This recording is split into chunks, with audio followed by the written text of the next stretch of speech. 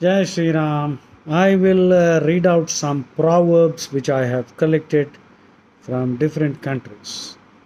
Proverbs are very interesting because, in a very summarized form, they say a lot about the culture of that country and also there's a lot of wisdom. Now I'm beginning with Arabia. Okay, let us see. What does Arabia, Saudi Arabia? Some of my favorite Arabian proverbs are like this: Trust in Allah, but tie up your camel. That's a good one. There are four things Allah cannot do: lie, Allah cannot tell lies, deny Himself, and then die or look favorably on sin. Wow, Allah can't lie, He can't tell you lies, and He cannot deny Himself, and He cannot die, obviously, and look favorably on sin.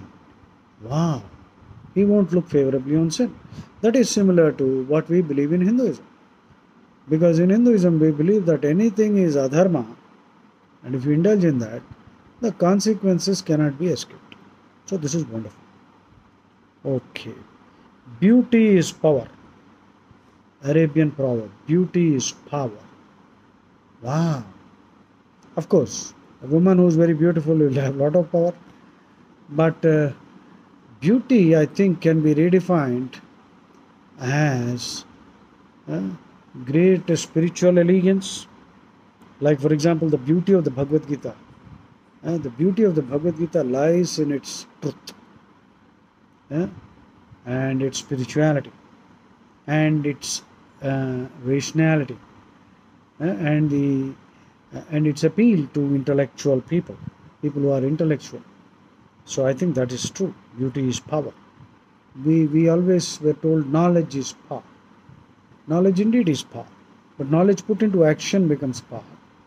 Beauty is power. I think that's even more better. Beauty is power. Then an Arabian proverb goes like this: if begging should unfortunately be your lot, if you have no other option but you have to beg, then knock at the large gates. That's a good one. Knock at the large gates. You know, that's why I tell people in my pravachans, don't beg from anybody other than Rama or Krishna. Because Krishna and Rama are the repositories of all wealth. They are Bhagavan. Bhaga asya asti iti Bhagavan. So why beg from anybody else? First of all, you don't have to beg. But if you still want to beg, beg of Rama or Krishna, not from other fellows who are after all beggars themselves. Okay? So a book is like a garden carried in your pocket. A book is like a garden carried in one's pocket. Lovely proverb. Okay? Then, it is not the bullet that kills you, it is fate. That's a good one. Okay? The dreams of a cat are full of mice. The dreams of a cat are full of rats. It says something about our nature, right?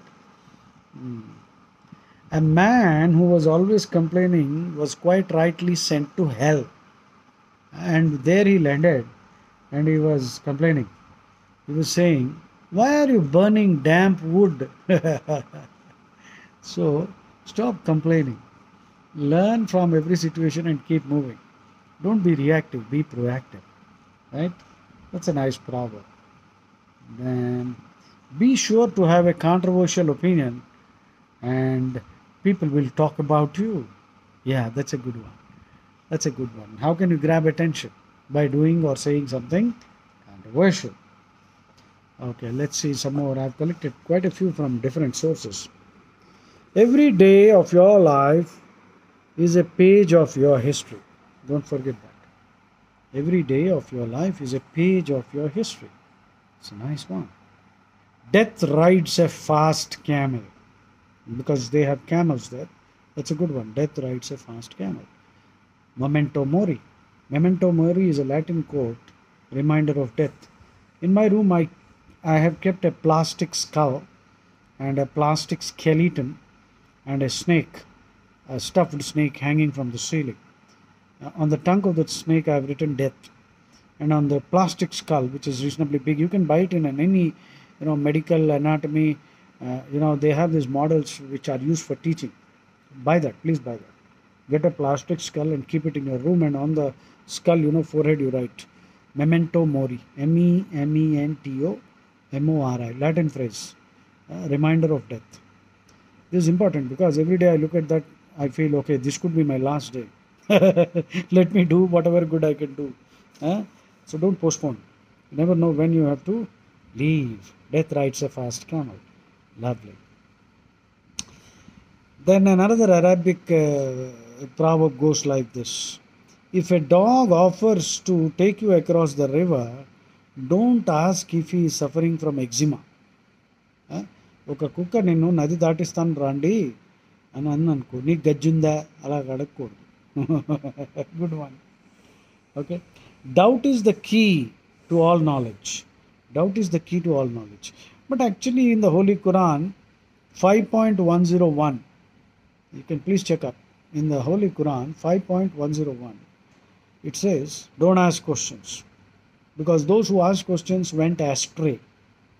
But Arabian proverb says doubt is the key to all knowledge. So there is a conflict here. We must ask the mullahs. Okay.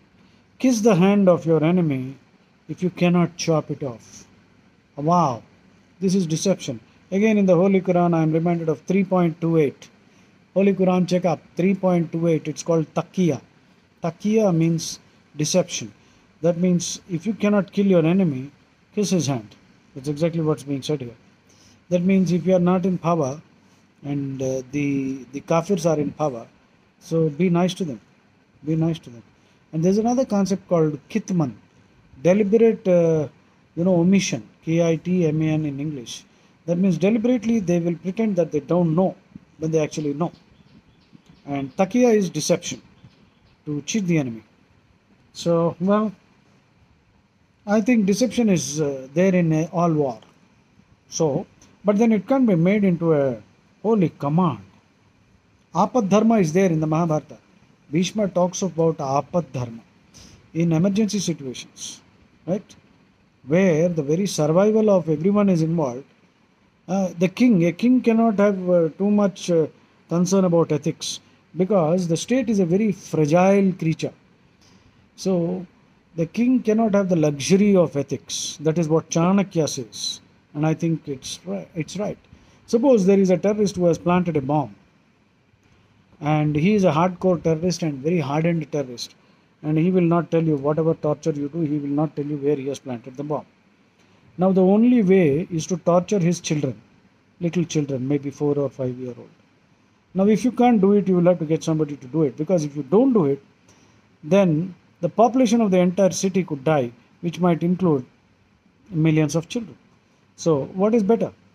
The two innocent children of the terrorist who have to suffer torture now for what their father has done? Or do you think a whole city, for example, most of the cities in India have a population of more than 1 crore, 100 lakhs. You mean 100 lakhs can be allowed to die because you have some qualms and misgivings about torturing a child? Think about it. That's a nice thought experiment. Excuses are always mixed with lies. That's a good one. I fully agree. Excuses are always mixed with lies. These are proverbs from Arabia. There's a lot of wisdom everywhere. So I think we'll start this proverb series. Ask the experienced rather than the learned. Correct. There are people who read a lot of books, but the really useful advice will come from those who have experience. Fear the person who fears you. That's a good one. Fear the person who fears you. Because one who fears you will plot carefully and make sure that when he attacks you, he will finish you. Because he fears you. So you have a very good piece of advice. Fear the person who fears you. Okay. Okay, what next? In small lanes, there are no brothers or friends. Very deeply spiritual one, actually. Attend funerals, avoid weddings. I leave it to your imagination. Now, there is one Arabian proverb which is really difficult to defend. The doorstep weeps for 40 days whenever a girl is born. Oh, I think it's a wonderful proverb. That means the doorstep weeps because the girl has to go out of the house. She has to marry and leave the house. That is why the doorstep weeps. Oh my God. And there are many people, infanticide is very common. In Muslim societies, it is very common. In Hindu societies, I don't know what the statistics are. Of course, they are not there now. But what a wonderful proverb. The doorstep weeps for 40 days whenever a girl is born. Oh God. Why don't they publicize this kind of proverbs so that they can stop female infanticide? Every head has its own kind of headache. That's a wonderful one. Each head has its own unique headache. Once you have decided to hit someone, hit him very hard. Because the retribution, the revenge, will be the same whether you hit him hard or not. That's right. So once it is decided that's going to be a battle, see this silly policy, no first strike policy. We in India had that. I think that's no longer there. Or at least in theory it may be there, but in practice it can't be there. So if there's no such thing as no first strike, if you allow the enemy first strike, he can drop a nuclear bomb on you and you are finished. You will not be alive to do the second strike or hit back. Even in a physical fight, even if the other fellow is very weak and if you allow him to give the first punch, he can punch you good enough so you fall and hit your head to something and you might die, though you might be twice as powerful or much more powerful. So once I think it is certain that there is going to be a fight, we must land the first punch. He who wants to sell his honor will always find a buyer. Wonderful proverb. There are so many fools who are converting to other religions. He who wants to sell his honor will always find a buyer.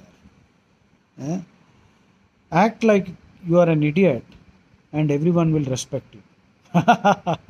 So many bogus babas. Hey my, that's a nice one. If the king says that it is night in the middle of the day, look up at the stars. Psychophancy.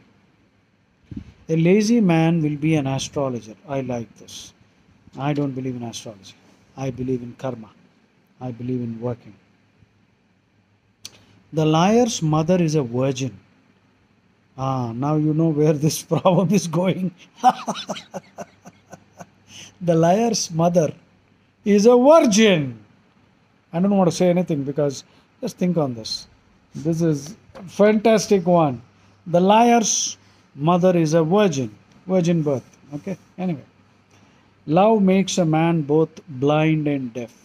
I think it's making women also. That is why we have a lot of love jihad cases now.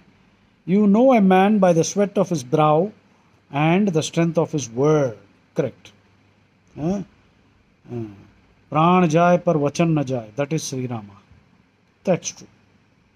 Marriage is like a besieged fortress. Besieged means, surrounded from all sides and attacked. This is a lovely one. Marriage is like a besieged fortress. Those who are outside want to come in, and those who are already in want to get out. There is no greater misfortune than your own. That's true. Everyone thinks. The monkey looks into the mirror and sees a gazelle. A gazelle is a deer which runs very fast. So, we are all narcissists. We admire ourselves. Okay, here is something which is really difficult to understand. If your neighbor visits Mecca once, Mecca, holy place, watch out for him. If he makes a second visit, you better avoid him.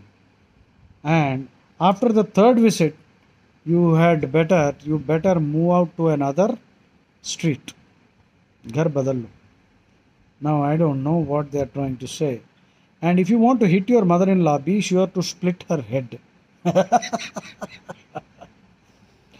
Peace is only possible after war. I like that. And then once you have found your rhythm, you will then know your God. That's a lovely one. An army of sheep led by a lion would defeat an army of lions led by a sheep. I fully agree. The tree of silence bears the fruits of peace. Lovely. The slave must be content with the joys of his master. This is where I have all kinds of problems. The Holy Quran and the Holy Bible have not condemned slavery. Eh? Prophet Muhammad had slaves, he sold slaves, he bought slaves. Of course, he also freed some slaves. So, whereas the Bible, Jesus Christ advises slaves to be nice to the masters, I think slavery is the worst kind of crime. Abraham Lincoln abolished slavery with the Emancipation Proclamation in, I think, 1863, January 1st. Emancipation Proclamation. Therefore, I think Abraham Lincoln is probably the greatest prophet of the Western world. Because if slavery is considered okay, then all crimes are okay. So, slavery cannot be tolerated. They are very fond of criticizing Hinduism on the basis of caste and all that. But अपनी गरेबान में झांको ना, ये slavery क्या है? When you shoot an arrow of truth, dip its point in honey. That's a good one. Because Manu says something similar. Satyam bruyat, priyam bruyat, na bruyat, satyam apriyam, priyancha, nanratam bruyat, esha dharmasanadanaha. Truth has to be told very sweetly. And if you suspect that the fellow cannot take it, then better not tell him. But that doesn't mean that you tell him some sweet, nice lies. He who is a slave of the truth is a free man. That's a lovely one. He who walks alone will surely arrive first. That's a lovely Arabic proverb. More than one war has been caused by a single word. So words can cause wars. Single word. Be careful with your words. If someone says there is a wedding ceremony in the clouds, then women will soon arrive with ladders. Women love weddings, isn't it? We also love because the food is good. A fat woman is a blanket for winter. This is an Arabic proverb. Okay. And this one I never understood. You will never get any nourishment from the flesh of a woman. My God. You will never get any nourishment from the flesh of a woman. I don't know how to understand this. Anyway, let's leave it. I suppose we had a wonderful time reading and listening to these proverbs. And there are many parallels. I'm sure some of the controversial ones will be correctly explained by a knowledgeable Arab someday. Thank you very much. Jai Shri Ram.